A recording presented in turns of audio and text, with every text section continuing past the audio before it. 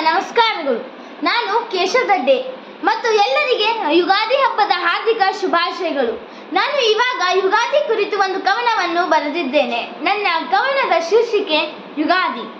ಯುಗಾದಿ ಯುಗಾದಿ ನಮ್ಮ ಯುಗಾದಿ, ಯುಗಾದಿ ಯುಗಾದಿ ನಮ್ಮ ಯುಗಾದಿ, ಬೇವು ಬೆಲ್ಲ ಕಚ್ಚಿ ಸುಖ ದುಃಖ ಅನುಭವಿಸುವ ಯುಗಾದಿ, ಬೇವು ಬೆಲ್ಲ ಕಚ್ಚಿ ಸುಖ ದುಃಖ ಅನುಭವಿಸುವ ಯುಗಾದಿ, ಭಾರತೀಯರ ಹೆಮ್ಮೆಯ ಯುಗಾದಿ, ಭಾರತೀಯರ ಹೆಮ್ಮೆಯ ಯುಗಾದಿ.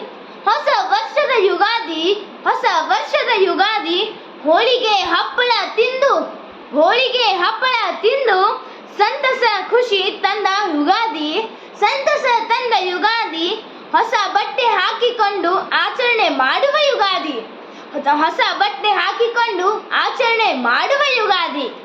ಉಗಾದಿ ನಮ್ಮ ಭಾರತದ ಹೊಸ ವರ್ಷದ ಆದಿ, ಉಗಾದಿ ನಮ್ಮ ಭಾರತದ ಹೊಸ ವರ್ಷದ ಆದಿ, ಆದಿ ಅನಾದಿ ಕಾಲದಿಂದ ಬಂದ, ಆದಿ ಅನಾದಿ ಕಾಲದಿಂದ ಬಂದ ಯುಗಾದಿ, ಸುಖ ದುಃಖ ಸಮಾನ ತಿಳಿಸುವ ಯುಗಾದಿ, ಸುಖ ದುಃಖ ಸಮಾನ ತಿಳಿಸುವ ಯುಗಾದಿ.